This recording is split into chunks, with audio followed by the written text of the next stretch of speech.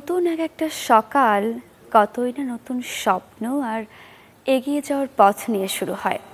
সুন্দর দিনের প্রত্যাশায় আমরাও তাই এই সকালে অসংখ্য তথ্য নিয়ে হাজির হই চ্যানেল 24 আয়োজন সকাল 24-এ। শুভ সকাল, আমন্ত্রণ কেওয়াই স্টিল নিবেদিত সকাল 24-এ। আজ বুধবার 30 শ্রাবণ 1431 বঙ্গাব্দ, 14 আগস্ট 2024 খ্রিস্টাব্দ। আপনাদের সাথে রয়েছি আমি সারিকা তাবাসসুম। দর্শক, আয়োজনের শুরুতেই আমরা শিক্ষার্থীদের নিয়ে একটি তথ্য দিতে চাই।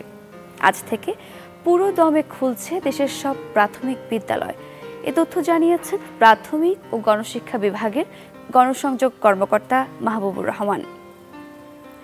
সেই সাথে শিশু কল্যাণ ট্রাস্ট পরিচালিত শিশু কল্যাণ প্রাথমিক বিদ্যালয় এবং উপানুষ্ঠানিক শিক্ষা ব্যুরোর লার্নিং সেন্টারগুলোয় পুরো দমে শ্রেণী কার্যক্রম পরিচালনার নির্দেশ দেওয়া হয়েছে। গেল 17 জুলাই দেশব্যাপী কোটা সংস্কার আন্দোলনের কারণে বন্ধ ঘোষণা করা হয় প্রাথমিক বিদ্যালয়।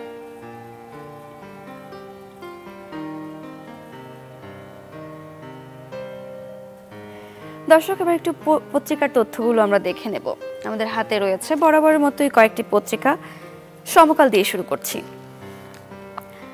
হাসিনার নামে হত্যা মামলা, সালমান এফ রহমান ও আনিসুল হক গ্রেফতার।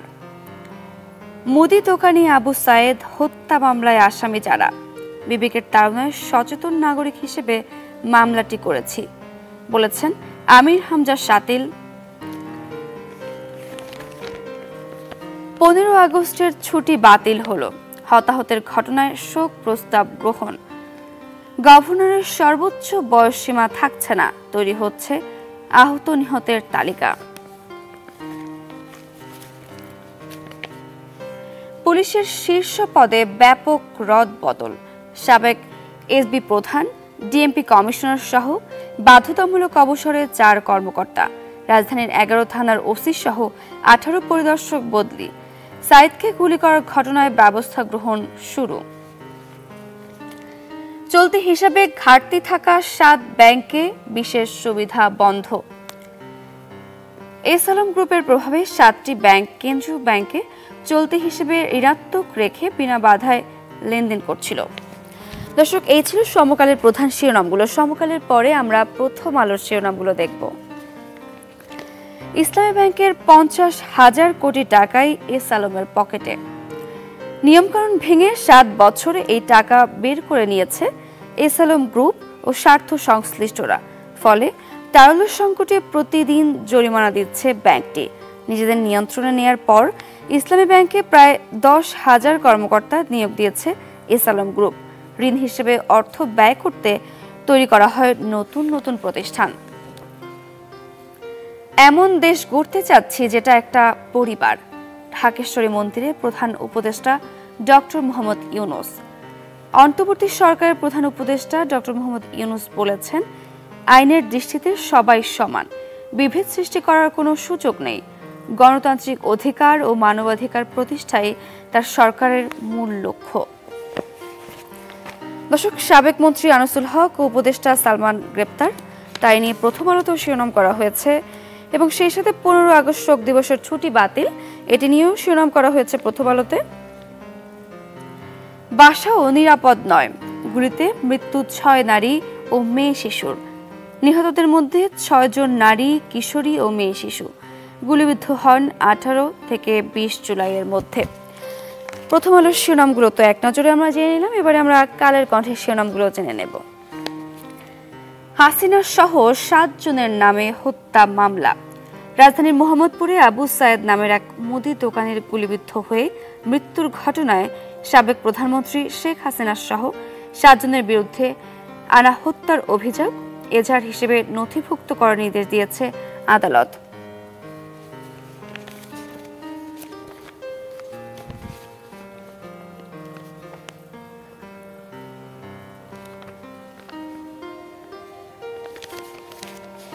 রোড মার্চ দিয়ে রেজিস্ট্যান্স উইক কর্মসূচি শুরু।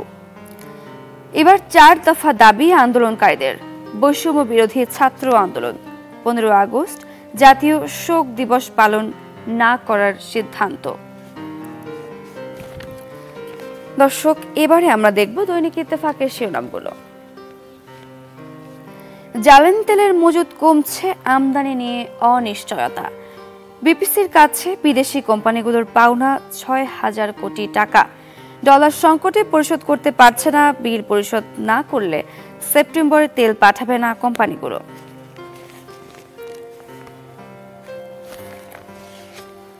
হত্যাকাণ্ডের তদন্ত চেয়ে জাতিসংঘকে বিএনপির চিঠি।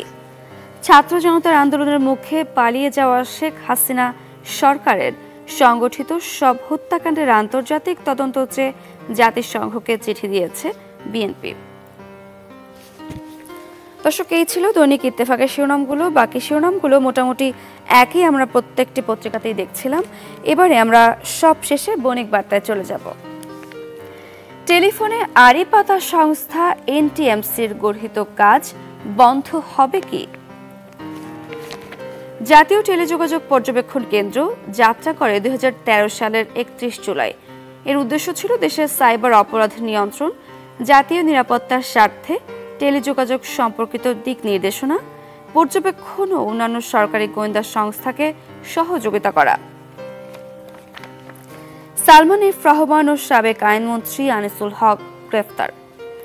ক্ষমতাচ্যুত আওয়ামী লীগ সরকারের আইনমন্ত্রী আনিসুল হককে গ্রেফতার করা হয়েছে।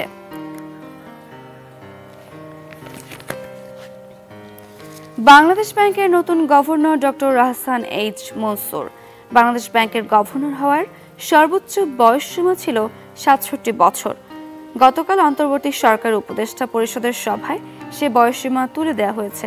একই সঙ্গে বিশিষ্ট অর্থনীতিবিদ ডক্টর আহসান এইচ মনসুরকে গভর্নর পদে নিয়োগ দেওয়া হয়েছে।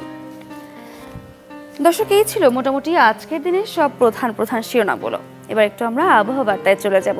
আমরা জানবো আজকের সারাদিনটি বিভিন্ন বিভাগে কেমন কাটবে, সেই পূর্বাভাসগুলো। সেই সাথে গেল ২৪ ঘন্টার তাপমাত্রার রেকর্ড তো আমরা জানবই। ঢাকায় সর্বোচ্চ তাপমাত্রা রেকর্ড করা হয়েছে ৩৪.২ ও সর্বনিম্ন ২৭.৫ ডিগ্রি সেলসিয়াস। রাজশাহীতে সর্বোচ্চ ৩৪ ও সর্বনিম্ন ২৬.৪ ডিগ্রি সেলসিয়াস। রংপুরে সর্বোচ্চ ৩৪ ও সর্বনিম্ন ২৭.৫ ডিগ্রি সেলসিয়াস। ময়মনসিংহে সর্বোচ্চ ৩২.৮ ও সর্বনিম্ন ২৭.২ ডিগ্রি সেলসিয়াস। সিলেটে সর্বোচ্চ ৩৩.৭ ও সর্বনিম্ন ২৬ ডিগ্রি সেলসিয়াস। চট্টগ্রামে সর্বোচ্চ ৩২ ও সর্বনিম্ন ২৬.২ ডিগ্রি সেলসিয়াস। খুলনায় সর্বোচ্চ ৩৫ ও সর্বনিম্ন ২৮ ডিগ্রি সেলসিয়াস। বরিশালে সর্বোচ্চ ৩৩.৭ ও সর্বনিম্ন ২৭.৫ ডিগ্রি সেলসিয়াস। দেশের সর্বনিম্ন তাপমাত্রা রেকর্ড করা হয়েছে শ্রীমঙ্গলে ৩৫.৬ ডিগ্রি সেলসিয়াস। দেশের সর্বোচ্চ তাপমাত্রা রেকর্ড করা হয়েছে কুতুবদিয়ায় ২৫ ডিগ্রি সেলসিয়াস। খুলনা, বরিশাল ও চট্টগ্রাম বিভাগের অনেক জায়গায় এবং অন্যান্য বিভাগের কিছু কিছু জায়গায় অস্থায়ীভাবে দমকা হাওয়া সহ হালকা থেকে মাঝারি ধরনের বৃষ্টি অথবা বজ্রসহ বৃষ্টি হতে পারে। সারা দেশে দিনের ও রাতের তাপমাত্রা প্রায় অপরিবর্তিত থাকতে পারে। দর্শক, আবহাওয়া বার্তাতে জানছিলাম কখনো খরা, কখনো অতিবৃষ্টি। এর প্রভাব কিন্তু কৃষি পণ্যের উপর চরমভাবে পড়ছে। দর্শক, বন্যা আর খরায় পাটের আবাদে ব্যাপক ক্ষতিতে কুড়িগ্রামের চাষিরা। এপ্রিল-মে মাসে অনাবৃষ্টি আর জুলাই মাসের বন্যার কারণে পাট জমিতেই নষ্ট হয়েছে। দর্শক, সরজমিন কুড়িগ্রামের পাট চাষিদের পরিস্থিতি জানাতে এই মুহূর্তে আমাদের সাথে যুক্ত হচ্ছেন সহকর্মী গোলাম মাওলা সিরাজ। আমরা চলে যাব সেখানে। সিরাজ, আমরা বলছিলাম অনাবৃষ্টি এবং খরা তো আছেই, সেই সাথে অতিবৃষ্টি, এসবের কারণে পাটের আবাদের উপর প্রভাব পড়ছে। আসলে চাষিরা কি বলছে? সারিকা, কুড়িগ্রাম কৃষি প্রধান একটি জেলা। এই জেলায় তো ১৬টি নদ নদী রয়েছে। এই ১৬টি নদ নদীর অববাহিকা রয়েছে নিম্নাঞ্চল।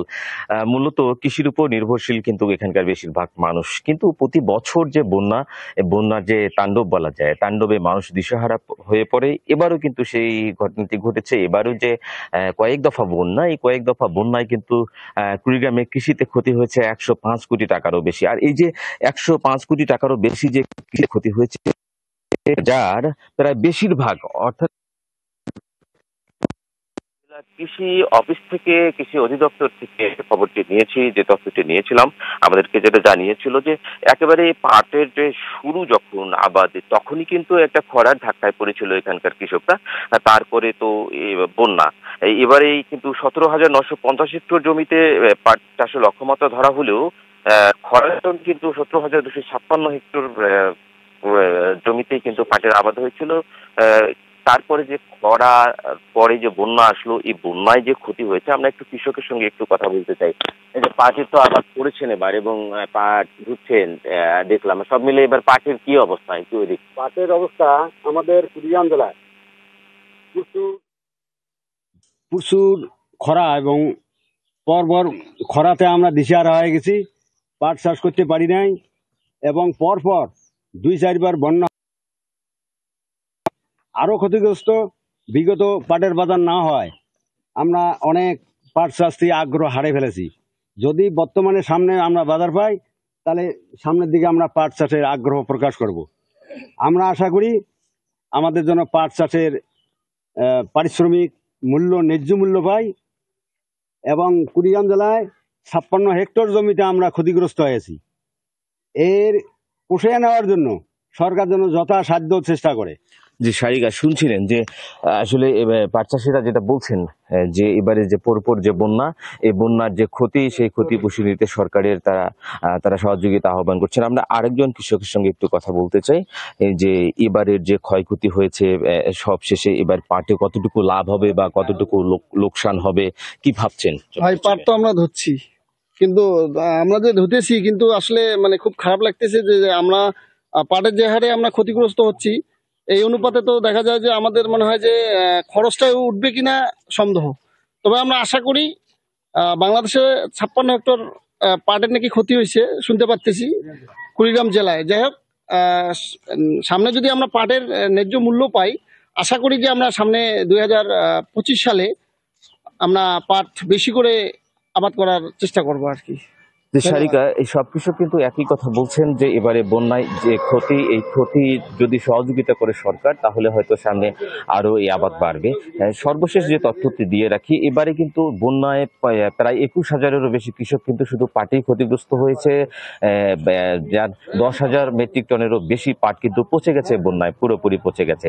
সবকিছু মিলে এই যে পাট, আবার বন্যার পানি নামার পরে কিন্তু কিছু কিছু কৃষক রোপামনের দিকে ঝুঁকছিলেন, তবে সব জমিতে কিন্তু রোপা আমন করার সম্ভব হয়নি। সারিকা, গোলাম রশিরাজ, আপনাকে অসংখ্য ধন্যবাদ। দর্শক, আমরা ছিলাম কুড়িগ্রামে। আমরা জানছিলাম অতিবৃষ্টি, অনাবৃষ্টির কারণে অন্যান্য কৃষি পণ্যের সাথে সাথে পাটের আবাদে কি পরিমাণ ক্ষতি হচ্ছে। দর্শক, আমরা পাটের আবাদ নিয়ে তো জানছিলাম, এবার একটু আমরা সবজি বাজারের খবর নিয়ে আসবো। আমরা চলে যাব সাভারে। সাভার থেকে যুক্ত হচ্ছেন সহকর্মী অপু হাব। আমরা একটু বাজার পরিস্থিতি নিয়ে জানতে চাই। কয়েকদিন তো অস্থির পরিস্থিতি চলছিল দেশের, এখন অনেকটা স্বাভাবিক। বাজার কি অবস্থা? সেই সাথে সাথে আরেকটি বিষয় জানতে চাচ্ছি, শিক্ষার্থীরা বাজার মনিটরিং করছে কিনা? বিভিন্ন জেলায় তো আমরা দেখছিলাম এই চিত্র। সাভারের কি অবস্থা? শুভ সকাল সারিকা। শিক্ষার্থীরা বাজার মনিটরিংয়ে এখন পর্যন্ত আসেনি। তারা মূলত 10টার পরেই শিক্ষার্থীরা বাইরে থেকে, বাসা থেকে বের হয়। তবে বাজারে কিন্তু এর প্রভাব পড়েছে। আমি এই মুহূর্তে রয়েছি আশুলিয়ার সবচেয়ে বৃহৎ একটি বাজার, পাইকারি বাজার, বাইপেল বাজারে। এখানে কিন্তু আমি এসে যেটি দেখলাম, গত কয়েকদিনেই বাজার একদমই স্থিতিশীল। তারা বাজারের পণ্যমূল্য ওভাবে ওইভাবে বৃদ্ধি পায়নি। কোনো পণ্যই এখন পর্যন্ত ওইভাবে বৃদ্ধি পায়নি। তা আমি কথা বলছিলাম এখানকার যে বাজারে যে ব্যবসায়ীরা রয়েছেন, তারা বলছিলেন যে বাজারে যে দীর্ঘদিন একটি সিন্ডিকেট ছিল, সেটি এখন কিন্তু নেই। কত দাম বিক্রি করবে সেটি আগে থেকে নির্ধারণ করা থাকতো অনেক ক্ষেত্রে। এই বিষয়গুলো এখানে নেই, কারণ তারা পণ্য আনার ক্ষেত্রে বাজার থেকে বিভিন্ন পণ্য যা আনতেছেন, তাদের পরিবহনের ক্ষেত্রেও অনেক ক্ষেত্রেই তাদের পরিবহন খরচ অনেকটা কমেছে। এবং মহাসড়কে যে চাঁদাবাজি, সেটির কিন্তু একটি প্রভাব এখানে রয়েছে। তারা বলছিলেন যে কোনো প্রকার চাঁদা তাদেরকে ওই অর্থে দিতে হয় না, এই জন্য অনেক পণ্যই তারা নির্ধারিত মূল্যে অথবা তাদের যে পরিবহন খরচের যে একটি টার্গেট থাকে সেটি কিন্তু তাদের স্বাভাবিক পর্যায়ে থাকে এবং সেই জন্য কিন্তু তারা মূলত বাজারের যে দাম নির্ধারণের ক্ষেত্রে তারা ইচ্ছে মতন তারা করতে পারতেছে এবং শিক্ষার্থীদেরকে তারা স্বাগতই জানাচ্ছে। তারা যে শিক্ষার্থীরা বিভিন্ন শিক্ষার্থীরা যে আসছেন বাজারে, আমি কথা বলে যেটা জেনেছি, শিক্ষার্থীরা যে আসছেন তারা বলছিলেন যে শিক্ষার্থীরা ওই অর্থে কোনো জোর করে না, কিন্তু তারা তাদের যে ক্রয় মূল্য সেটি জানতে চায় এবং স্বচ্ছতা চায়। তারা চায় যে ব্যবসার ক্ষেত্রে যেন একটি স্বচ্ছতা থাকে এবং নির্ধারিত পরিমাণে যে লাভ করে সেটি তারা চান। সারিকা। অপু, আপনাকে ধন্যবাদ। দর্শক, আমরা সাভারের বাজার পরিস্থিতি নিয়ে আমরা জানছিলাম সিন্ডিকেটের অনুপস্থিতি এবং শিক্ষার্থীদের সরব উপস্থিতি বাজারের পরিস্থিতি অনেকটাই স্বাভাবিক এনে দিয়েছে। দর্শক, এই মুহূর্তে কিউএসটি নিবেদিত সকাল 24-এর সময় হলো ছোট্ট একটা বিরতির। ফিরছি আরও আয়োজন নিয়ে, আমাদের সঙ্গেই থাকুন। ফিরে এলাম বিরতির পর, আবারও আমন্ত্রণ কিউএসটি নিবেদিত সকাল 24-এ। দর্শক, চলছে ইলিশের মৌসুম। ইলিশের এই ভরা মৌসুমে হাকডাকে সরগরম ইলিশের বাজার। আর এই মুহূর্তে একটু ইলিশের বাজার পরিস্থিতি না জানলেই নয়। দর্শক, চলে যাব চাঁদপুরে। চাঁদপুর থেকে যুক্ত হচ্ছে সহকর্মী শোভন আল ইমরান। ইমরান, শুভ সকাল। চলছে তো ইলিশের মৌসুম, কেমন পাওয়া যাচ্ছে ইলিশ এবং এই ভরা মৌসুমে ইলিশের দাম কেমন পড়ছে, নাগালের মধ্যে রয়েছে কিনা? আপনি জানেন এখন ইলিশের মৌসুম চলছে, অর্থাৎ প্রতি বছরের জুলাই, আগস্ট, সেপ্টেম্বর এই 3টি মাসকে ইলিশের ভর মৌসুম হিসেবে ধরা হয়। তো চাঁদপুরের পদ্মা মেঘনা নদীতে অর্ধ লক্ষাধিক জেলে মাছ ধরার কাজে নিয়োজিত রয়েছে। তারা বছরের এই 3টি সময় মাছ বেশি পাওয়ার আশা বেশ তারা প্রত্যাশা করে থাকেন। তো চাঁদপুরে এই সময় তারা এখন মেঘনা নদী এবং পদ্মা নদীতে তারা মাছ ধরার কাজে বেশ ব্যস্ত সময় কাটাচ্ছেন। তো আমি জেলেদের সাথে কথা বলেছি, তারা বলছেন বিগত দিনের তুলনায় তাদের জালে কিছু মাছ ধরা পড়ছে, তবে যে পরিমাণ মাছ ধরা পড়ছে তা পেয়ে তারা খুব বেশি সন্তুষ্ট হতে পারছে না। কারণ মাছ ধরার কাজে তাদের এক একটি নৌকা যে 8 থেকে 10 জন জেলে নিয়োজিত থাকেন এবং তাদের খরচ এবং নৌকার যে জ্বালানি খরচ তা মেটাতে যে তাদের বেশ হিমশিম খেতে হয়। তারা বলছেন বিশেষ করে বিগত কয়েক বছর যাবৎ জ্বালানি খরচের দাম বেশি থাকার কারণে যারা মাছ ধরার ব্যয়টাও তাদের অনেক বেড়ে গেছে। এছাড়া তাদের মাছ ধরার যে জাল সহ অন্যান্য যে সরঞ্জামাদি আছে তারও ব্যয় বেশ বেড়ে গেছে।